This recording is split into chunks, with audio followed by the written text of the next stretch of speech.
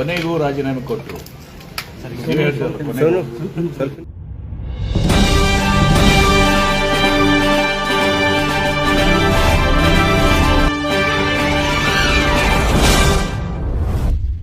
ನಲವತ್ತೇಳು ದಿವಸ ಇಡೀ ಮಕ್ಕಳ ಭವಿಷ್ಯದ ಜೊತೆ ಚೆಲ್ಲಾಟ ಆಡಿ ಸುಮಾರು 10-20 ಮಕ್ಕಳು ಪ್ರಾಣ ಕಳ್ಕೊಂಡು 1.5 ಲಕ್ಷ ಜನ ಎರಡನೇ ನೀಟ್ ಪರೀಕ್ಷೆಗೆ ಇವತ್ತು ಹಾಜರಾಗಲಿಲ್ಲ ಮಾನಸಿಕ ಒತ್ತಡದಿಂದ. ಇವತ್ತು ಪ್ರಧಾನಮಂತ್ರಿಗಳು ಇವತ್ತು ನಾಚಿಕೆ ಪಡುವಂತ ಪರಿಸ್ಥಿತಿ ಇದು. 24 ಗಂಟೆ ಒಳಗಡೆ ಇದನ್ನು ಮಾಡಬೇಕಾಗಿತ್ತು. ಈಗ ಯುವಕರು ಇವತ್ತೊಂದು ದಿವಸ ವಿದ್ಯಾರ್ಥಿಗಳು ನಾವು ಬಹಳ ದೊಡ್ಡ ಹೋರಾಟ ಮಾಡಿದ್ಮೇಲೆ ಇವತ್ತು ಎಚ್ಚೆತ್ಕೊಂಡು ತಡವಾಗಿ ಕುಂಭಕರ್ಣದ ನಿದ್ರೆಯಿಂದ ಎಚ್ಕೊಂಡು ಈಗ ಇದನ್ನ ಅನಿವಾರ್ಯವಾಗಿ ಮಾಡಿದ್ದಾರೆ. ಯಾಕಂದ್ರೆ ಗೊತ್ತಾಯ್ತು ಅವ್ರಿಗೆ ಇನ್ನು ಮುಂದೆ ಇವರು ಅಕ್ಷಯ ದಿನ ನಡೆಯೋದಿಲ್ಲ, ಇವರು ಸುಳ್ಳುಗಳ ನಡೆಯೋದಿಲ್ಲ ಅಂತ ತಿಳ್ಕೊಂಡು ಈಗ ಅನಿವಾರ್ಯವಾಗಿ ಇವತ್ತು ದಿವಸ ಈ ಹೆಜ್ಜೆ ಇಟ್ಟಿದ್ದಾರೆ. ಅದು ಏನು ಒತ್ತಡದಿಂದ ಇವತ್ತು ದಿವಸ ಒಂದು ಕಡೆ ಕಾಂಗ್ರೆಸ್ ಜನತಾ ಪಾರ್ಟಿ, ನಮ್ಮ ರಾಂಕೋಕು ಮತ್ತು ಇನ್ನೊಂದು ಕಡೆ ನಮ್ಮ ಮುಖಂಡರಾದಂಥ ರಾಹುಲ್ ಗಾಂಧಿ ಅವರು, ಪ್ರಿಯಾಂಕಾ ಗಾಂಧಿ ಅವರು ಎಲ್ಲರೂ ಹೋರಾಟ ಮಾಡಿದ್ರಿಂದ ರಾಜೀನಾಮೆ ಪಡ್ಕೊಂಡಿದ್ದಾರೆ. ಆದರೆ ಇಟ್ಸ್ ಟೂ ಲೇಟ್. ಇದು ಮೋದಿ ಯುಗ ಅಂತ್ಯಗೊಳ್ಳಕ್ಕೆ ಪ್ರಾರಂಭ ಆಗಿದೆ. 2014ರಲ್ಲಿ ಇವರು ಏನು ಭರವಸೆಗಳನ್ನು ಕೊಟ್ಟು ಅಕ್ಷಯ ದಿನ ಹೆಂಗೆ ಒಳ್ಳೆಯ ದಿನ ಬರ್ತವೆ, ಎಲ್ಲ ಬೆಲೆಗಳು ಗಗನಕ್ಕೇರಿದಾವೆ, ಕೆಳಗಿಳಿಸ್ತೀವಿ, petrol, diesel, gas cylinder, dollar rate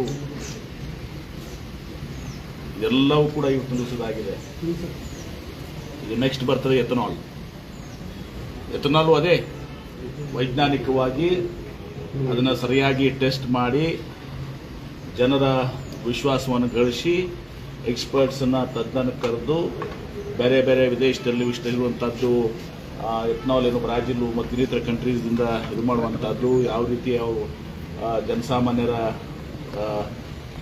ಏನು ವಾಹನಗಳಿದ್ದಾವೆ ಅದಕ್ಕೆ ಹಾನಿ ಆಗದ ಹಾಗೆ ಮತ್ತು ಈ ಮೈಲೇಜ್ ಕಡಿಮೆ ಆಗುವಂಥದ್ದು ಏನಾಗ್ತದೆ ಇವರೆಲ್ಲವನ್ನ ಗಮನದಲ್ಲಿಟ್ಕೊಂಡು ದಿವಸ ಎಥನಾಲ್ ಪಾಲಿಸಿಯನ್ನು ಮಾಡಬೇಕಾಗಿತ್ತು, ಇಂಪ್ಲಿಮೆಂಟ್ ಮಾಡಬೇಕಾಗಿತ್ತು. ಏಕಾಏಕಿ ಮನಸ್ಸಿಗೆ ಬಂದಂತೆ ಅವ್ರದ್ದು ಫಾರಿನ್ ಪಾಲಿಸಿನೂ ಮನಸ್ಸಿಗೆ ಬಂದಂತೆ.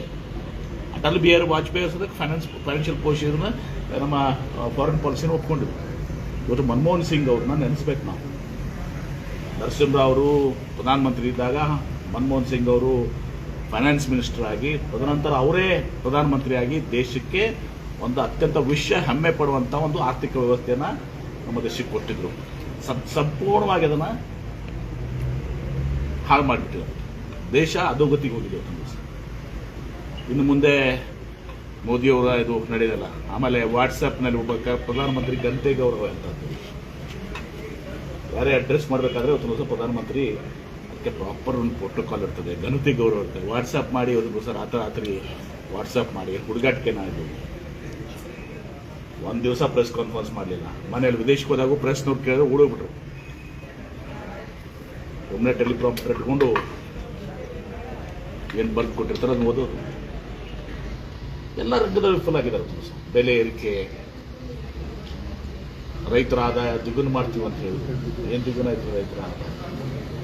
ಪೆಟ್ರೋಲ್, ಫರ್ಟಿಲೈಸರ್ ರೇಟು, ಗೊಬ್ಬರ ರೇಟು, ಬೀಜಗಳ ರೇಟು, ನಮ್ಮ ಔಷಧಿ ರೇಟು ಯಾವುದು ಒಳ್ಳೆಯದಾಗಿದೆ? 14ರಿಂದ 19ರಿಂದ ಈಗ 24ವರೆಗೆ ನಡೀತೀವಿ ಒಂದು ದಿವಸ. ಹಿಂದೂ ಮುಸ್ಲಿಂ ಇದರಲ್ಲಿ ಬಾರಾಕ್ ಉನ್ ಮಾಫ್ ಅಂತಾರಲ್ಲ, ಹಿಂದೂ ಮುಸ್ಲಿಂ ಅಂತ ಹೇಳಿ ಇವತ್ತೊಂದು ದಿವಸ ಡಿವೈಡ್ ಮಾಡಿ ಇವತ್ತು ಇದು ಮಾಡಿ. ಈಗ ಯುವಕರು ಯಾರು ಎಲ್ಲ ಹಿಂದೂಗಳಿದ್ರು, ಮುಸಲ್ಮಾನರಿದ್ರು, ಕ್ರಿಶ್ಚಿಯನ್ರಿದ್ರು, ಎಲ್ಲರೂ ಕೂಡ ಇದ್ರು. ಅಷ್ಟೇ ಅಲ್ಲ, ಆ ಹೋರಾಟದಲ್ಲಿ ಬಿಜೆಪಿ ಲೀಡರ್ಗಳ ಮಕ್ಕಳೇ ಇದ್ರು. ಇದು ಯುವ ಶಕ್ತಿ ಇವತ್ತು ದಿವಸ. ಆದರೆ ಇವರೆಲ್ಲರೂ ನಮ್ಮ ಮಕ್ಕಳು ಭವಿಷ್ಯದ ಜೊತೆ ಚೆಲ್ಲಾಟ ಆಡ್ತಾ ಇದ್ದಾರೆ. ಅಲ್ಲೇ ಕೇಂದ್ರದಲ್ಲಿ JEE ಇದೆ, ಪರೀಕ್ಷೆ ಮಾಡ್ತಾರೆ. ನಮ್ಮಲ್ಲಿ CET ಇದೆ, ಕರ್ನಾಟಕ ಎಕ್ಸಾಮಿನೇಷನ್ ಅಥಾರಿಟಿ ಇದೆ. ಏನಾದರೂ ಹಂತವಾಗಿದಾವ? ಎಕ್ಸ್ಪರ್ಟ್ಸ್ ಕರ್ಕೊಂಡು ಸಿಸ್ಟಮ್ ಇದು ಮಾಡಿ 24 ಗಂಟೆ ಒಳಗಾಗಬೇಕಾಗಿತ್ತು. ಮತ್ತೆ ಇವರು ಯುವಕರ ಪಕ್ಷ ನಾವು ಅಂತ ಹೇಳ್ಕೊಳ್ಳುವಂಥ ಬಿಜೆಪಿಯವರು ಪ್ರಧಾನಮಂತ್ರಿ ಯುವಕರ ಬಗ್ಗೆ ಇವತ್ತು ದಿವಸ ಎಲ್ಲ ಇದು ಮಾಡಿಸಿ ಅವ್ರ ಮತ ಹಾಕಿಸ್ಕೊಂಡು ಅವರಿಂದ ಅಧಿಕಾರಕ್ಕೆ ಬಂದು ಆ ಯುವಕರಿಗೆ ಭವಿಷ್ಯತ್ತನ್ನು ಹಾಳು ಮಾಡುತ್ತೆ ಕೆಲಸ ಮಾಡಿದ್ದಾರೆ. ಜನ ಕ್ಷಮಾ ಮಾಡಿದ್ರೆ ಮುಗೀತೀಗ, ಇದು ರಿವರ್ಸ್ ಸರ್ಕಲ್ ಚಾಲೂ ಆಗಿಬಿಟ್ಟಿದೆ. ಮೋದಿ ಅವರು ವಿದ್ಯಾರ್ಥಿ ಕ್ಷಮೆ ಕೇಳಬೇಕಂತ ರಾಹುಲ್ ಗಾಂಧಿ ಅವರು ನಿಶ್ಚಿತವಾಗಿ ನಾವು ಕ್ಷಮೆ ಕೇಳೋದಲ್ಲದೆ ಜೀವ ವಾಪಸ್ ಕೊಡ್ತೀರಾ? ಅವು 10 ಜನ 20 ಜನ ಅವರು 22 ಜನ ಪ್ರಾಣ ಕಳ್ಕೊಂಡ್ರೆ ಜೀವ ವಾಪಸ್ ಕೊಡ್ತಾರೆ ಮೋದಿ? ಪರಿಹಾರ ಕೊಡ್ಬೋದು, ನೀವು ಜೀವ ವಾಪಸ್ ಕೊಡ್ತೀರಾ? ಅವ್ರದ್ದು ಆ ಮಕ್ಕಳ ಜೀವ ವಾಪಸ್ ಕೊಡ್ತಾರೆ ಅವರು? ಮತ್ತೆ ನಾಚಿಕೆ ಬಿಟ್ಟು ಪಕ್ಷದವ್ರು ಪ್ರತಿಭಟನೆ ಮಾಡಿದ್ದಾರೆ ಎಲ್ಲ ಕಡೆ. ಏನು ಅಂತಂದ್ರೆ ಪ್ರಶ್ನೆ ಪೇಪರ್ ಲೀಕ್ ಆಗಿದ್ದು ಕರೆಕ್ಟು ಅಂತಾನ, 10-20 ಮಕ್ಕಳು ಸತ್ತಿದ್ದು ಕರೆಕ್ಟ್ ಅಂತಾನ, 1.5 ಲಕ್ಷ ಜನ ಮತ್ತೆ ಮರು ಪರೀಕ್ಷೆಗೆ ಹಾಜರಾಗಲಿಲ್ಲ ಅದನ್ನು ಸತ್ಯನಾ? ಅದ್ರ ಸಲುವಾಗಿ ಪ್ರತಿಭಟನೆಯೇ ದೇಶ ವಿರೋಧಿ ಅಂತ ಆರೋಪ ಮಾಡಿದ್ದಾರೆ. ಅದೇ ಎಲ್ಲವನ್ನ ಇದೆ.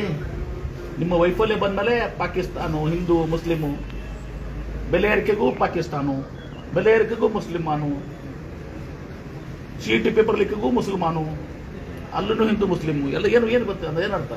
ಕಾಂಗ್ರೆಸ್ ಕಾಲದಲ್ಲಿ ಕೂಡ ಅನೇಕ ಪೇಪರ್ಗಳಿಂದ ಲೀಕ್ ನೋಡಿ. ಅವಾಗ ನಾವು ಕೇಳಿರಿ, UPAದಲ್ಲಿ ನಿಮ್ಗೆ ಗೊತ್ತಿರಬೇಕು, ಬರೀ ನೋಷನಲ್, ನೋ ಪ್ರೂಫ್, ಬರೀ ನೋಷನಲ್ ಪೇಪರ್ ಮೇಲೆ ಅಕಾಡೆಮಿಕ್ ಆಗಿ 2G 3G ಆದ್ಮೇಲೆ ರಾಜೀನಾಮೆ ಕೊಟ್ಟಂತದ್ದು ನಮ್ಮಲ್ಲಿ. ಎಷ್ಟು ಸಲ ಕೊಟ್ಟಿಲ್ಲ ತುಳಸಿ? ಎಂತ ನೈತಿಕ ಜವಾಬ್ದಾರಿ ಹೊತ್ಕೊಂಡು ಶಿವರಾಜ್ ಪಾಟೀಲ್ರು, ವಿಲಾಸರಾವ್ ದೇಶಮುಖ್ರು ಎಷ್ಟು ಜನ ತಿಳಿಸ್ಕೊಟ್ಟಿಲ್ಲ ನೈತಿಕ? ಇಲ್ಲೇ ಜಾರ್ಜ್ ಅವರು ಪಾಪ ಅವ್ರು ಏನೂ ಭಾಗ ಇರಲಿಲ್ಲ ತುಂಬಿಸ್. ನಾಚಿಕ್ ಬರಬೇಕು. 47 ದಿವಸ ಇದು ಮಾಡಿದ್ಮೇಲೆ ಈಗ ಕುಂಭಕರ್ಣ ನಿದ್ದೆಯಿಂದ ಈಗ ಎದ್ದು ಇದು ಮಾಡ್ತಾ ಇದ್ದಾರೆ. ಇದು ಸರಿಯಾಗೋದಿಲ್ಲ. ಇವರ ಕಾಲ ತಿರುಗಿದೆ. ಮೋದಿ ಯುಗ ಅಂತ್ಯ. ಕ್ರೆಡಿಟ್ ನಮ್ಮ ಯುವಕರು, ಮಕ್ಕಳು, ಏನಾದ್ರು CPI ಇರ್ಬೋದು, ಕಾಂಗ್ರೆಸ್ ಇರ್ಬೋದು, ಎಲ್ಲರೂ ಹೋರಾಟ ಮಾಡಿರ್ಬೋದು, ಸಪೋರ್ಟ್ ಮಾಡಬೇಕು. ಕ್ರೆಡಿಟ್ ವಿದ್ಯಾರ್ಥಿ 22 ಜನ ಏನು ಪ್ರಾಣ ಕಳ್ಕೊಂಡಿರಲ್ಲ, ಅವ್ರಿಗೆ ಇದನ್ನ ಸಮರ್ಥನೆ ಮಾಡಿ. ಸಚಿವ ಸಂಪುಟ ವಿಸ್ತರಣೆ, ಸಚಿವ ಸಂಪುಟ ವಿಸ್ತರಣೆ ಆಗ್ತದೆ ಈಗ 3 ದಿವಸದಲ್ಲಿ. ಸರ್, ಇಬ್ರು ನಮ್ಮಲ್ಲಿ ಕಾಂಪಿಟೇಷನ್ ಅಲ್ಲಿ ಎಲ್ಲಿ? ಬಿಜಾಪುರ ಜಿಲ್ಲೆಯಿಂದ. ನನಗೆ ಗೊತ್ತಿಲ್ಲಪ್ಪ, ನಾನು ಒಂದೇ ಹೇಳ್ತೀನಿ, ನನಗೆ ಯಾರು ಕಾಂಪಿಟೇಷನ್ ಆಗಿದಾರ ಬಿಟ್ಟಾರ ನನಗೆ ಗೊತ್ತಿಲ್ಲ. ವಿಜಯಪುರ ಜಿಲ್ಲೆಗೆ ಇನ್ನೊಂದು ಮಂತ್ರಿ ಸ್ಥಾನ ಕೊಡಬೇಕು ಅಂತ ನಾನು ಒತ್ತಾಯ ಮಾಡಿದ್ದೀನಿ. ನಾನು ಯಾರಿಗೂ ಕೂಡ ನಾನು ಯಾರು ಹಸ್ತಕ್ಷೇಪ ಮಾಡ್ತಾ ಇಲ್ಲ. ಸರ್, ತಾವು DCM ಆಗ್ತೀರಿ ಅಂತ 2 DCM ಕೊಡಬೇಕು. ಅದು ಯಾವುದು ಕೂಡ ಮುಂದಿನ ಚುನಾವಣೆ ಗಮನ ಇಟ್ಕೊಂಡು ಕೊಟ್ಟರೆ ಒಳ್ಳೇದಾಗುತ್ತೆ. 2 DCM ದಿವಸ ಹಿಂದೆ ಪ್ರಸ್ತಾವನೆಗಳು ಇತ್ತು, ಚರ್ಚೆಗಳಾಗಿತ್ತು. ಅದು ಹಿಂದೆ ಯಾವಾಗ ಆಗಿಲ್ಲ. ಈಗ ಅದೇನು ಪಕ್ಷ ಯಾವಾಗ ನಿರ್ಧಾರ ಮಾಡಿದ್ರೆ ಆಗ್ತದೆ. ಪಕ್ಷ ನಿರ್ಧಾರ ಮಾಡಬೇಕಲ್ಲ. ಚರ್ಚೆ ಮಾಡಿ ಸಾಮಾಜಿಕ ನ್ಯಾಯ ಮಾಡಿಲ್ಲ ಅಂದ್ರೆ ಚರ್ಚೆ ಮಾಡಿಲ್ಲ. ಸಾಮಾಜಿಕ ನ್ಯಾಯದ ಪ್ರಕಾರ ಆಗಬೇಕಾಗುತ್ತೆ.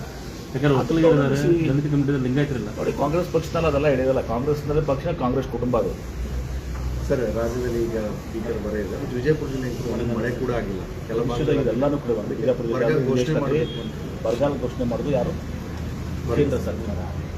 ಮಾನದಂಡಗಳಿವೆ. ಆಗಸ್ಟ್ ತನಕ ದಿವಸ ಅವ್ರಿಗೆ ಒಂದೇನು ಮಾನದಂಡ ಹಾಕೊಂಡಿದ್ದಾರೆ.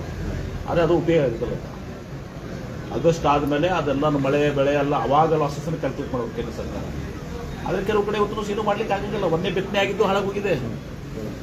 ಪುಣ್ಯಕ್ಕೆ ಸ್ವಲ್ಪ ಮದ್ರಲ್ಲಿ ನೀರಾಯ್ತು, ಡ್ಯಾಮ್ಗಳು ನೀರು ಬಂದು ಇವತ್ತು ನಾವು ಬದುಕಿದ್ದೀವಿ ಕುಡಿಯಕ್ಕೆ ನೀರಿಗೆ. ಆದರೆ ಕೃಷಿ, ಮಳೆ ಆಧಾರಿತ ಕೃಷಿ ಏನಿದೆ ಸಂಪೂರ್ಣವಾಗಿ ಈ ರಾಜ್ಯದಲ್ಲಿ ವಿಫಲ ಆಗಿದೆ. ಮಳೆ ಆಧಾರಿತ ಕೃಷಿ. ಒಂದನೇ ಸಲ ಅವ್ರು ಬಿತ್ತನೆ ಮಾಡಿದಂಥ ಬೀಜ, ಗೊಬ್ಬರ ದುಡ್ಡನ್ನು ಹೊಂದಲ್ಲ. ಸರ್, ಇನ್ನು ನೀರಾವರಿ ಸಲಹಾ ಸಮಿತಿ, ಆಲ್ಮಟ್ಟಿಲಿ ಏನು ಸಮಿತಿ ಮಾಡಿದ್ರೆ ಸಮಿತಿ ನೀರಾವರಿ ಸಲಹಾ ಸಮಿತಿ ಆಗಿಲ್ಲ. ಆಗ್ತದೆ. ನೀರಾವರಿ ಸಚಿವರು ಬಂದಿಲ್ಲ, ಬಾಗಲಕೋಟೆಗೆ ಉಸ್ತುವಾರಿ ಸಚಿವರಿಲ್ಲ. ಅಂದ್ರೆ 2-3 ದಿವಸಕ್ಕೆ ಹಾಕೊಡ್ರಿ. ಅದಕ್ಕೆ ಉಸ್ತುವಾರಿ ಸಚಿವರೇ ಅಧ್ಯಕ್ಷ, ಚೇರ್ಮನ್ ಇರ್ತಾರೆ ಸರ್. ಉಸ್ತುವಾರಿ ಸಚಿವರೇ ಚೇರ್ಮನ್ ಇರ್ತಾರೆ. ಅದು ಫಾರ್ಮುಲಾ ಏನಿದೆ ಗೊತ್ತಿಲ್ಲ ನನಗೆ. ಯಾದಗಿರಿಲಿ ಆಲ್ರೆಡಿ ಸೇರಿಸಿದ್ದಾರೆ ಸರ್. ಅಲ್ಲಿ ಸಭೆ ಜನವರಿ 11 ಕಳೆದ ಜನವರಿ 11 ವೆಲೋಡ್ರೋಮ್ ಉದ್ಘಾಟನೆ ಆಗಿದೆ. ಅದು ಇನ್ನೂ ಮುಕ್ತಾಗಿಲ್ಲ ವಿದ್ಯಾರ್ಥಿಗಳಿಗೆ. ನಾನು ಚೆಕ್ ಮಾಡ್ತೀನಿ. ಅದ್ರ ಬಗ್ಗೆ ಹೇಳಿ ಸರ್. ಸಿದ್ದರಾಮಯ್ಯ ಅವರ ಬಗ್ಗೆ ಕಾಂಗ್ರೆಸ್ನ ವಕ್ತಾರರೇ ಆಕ್ರೋಶ ವ್ಯಕ್ತಪಡಿಸಿದ್ದಾರೆ. MS ಪಾಟೀಲ್ ಗಣ್ಯರವರು ಸಿದ್ದರಾಮಯ್ಯ ಅವರು ಏನು ಫಂಕ್ಷನ್ ಮಾಡಿದ್ರು ವಿಜಯಪುರದಲ್ಲಿ, ಆ ರೀತಿ ಫಂಕ್ಷನ್ ಮಾಡಿದಾಗ ಅಲ್ಲಿ ಸಿದ್ದರಾಮಯ್ಯನವರು ನಮ್ಗೆ ಅಲ್ಲಿ ಮನೆ ಅವ್ರ ಕಡೆ ನಾವು ಹೋಗಿದ್ದು ಭೇಟಿಗೆ ಅಲ್ಲೂ ನಮ್ಗೆ ಸರಿಯಾಗಿ ರೆಸ್ಪಾನ್ಸ್ ಮಾಡಲಿಲ್ಲ. ಯಾರು ಸಿದ್ದರಾಮಯ್ಯ ಅವರು ರೆಸ್ಪಾನ್ಸ್ ಮಾಡಲಿಲ್ಲ. ಇವರೆಲ್ಲ ನಿಯೋಗ ಹೋಗಿದ್ದೆ. ಯತ್ನಾಳ್ ನಿಮಗೆ ಅನ್ಯಾಯ ಆಗ್ತಾ ಇದೆ ಜಿಲ್ಲೆಗೆ. ನನಗೆ ಗೊತ್ತಿಲ್ಲ, ನಾನು ಚೆಕ್ ಮಾಡಿ ಸರ್ ಅದು ವೆಲೋಡ್ರೋಮ್ ಸರ್. ವೆಲೋಡ್ರೋಮ್ ನಿಶ್ಚಿತವಾಗಿಯೂ ನಾನು ಇವತ್ತೇ ಅವ್ರಿಗೆ ಸೂಚನೆ ಕೊಡ್ತೀನಿ ಜಿಲ್ಲಾಧಿಕಾರಿಗಳಿಗೆ. ಅದನ್ನು ಫಂಕ್ಷನಲ್ ಮಾಡ್ತೀವಿ, ಅದನ್ನು ಹಾಗೆ ಇಟ್ಕೊಂಡು ಬರಕ್ಕೆ ಬರಲ್ಲ. ಇನ್ನೂ ಏನಾದರೂ ಸ್ವಲ್ಪ ಏನಾದರೂ ಇದು ಬೇಕಾಗಿದೆ ಅದಕ್ಕೆ ಸಪೋರ್ಟ್ ಮಾಡ್ಕೊಡ್ತೀವಿ.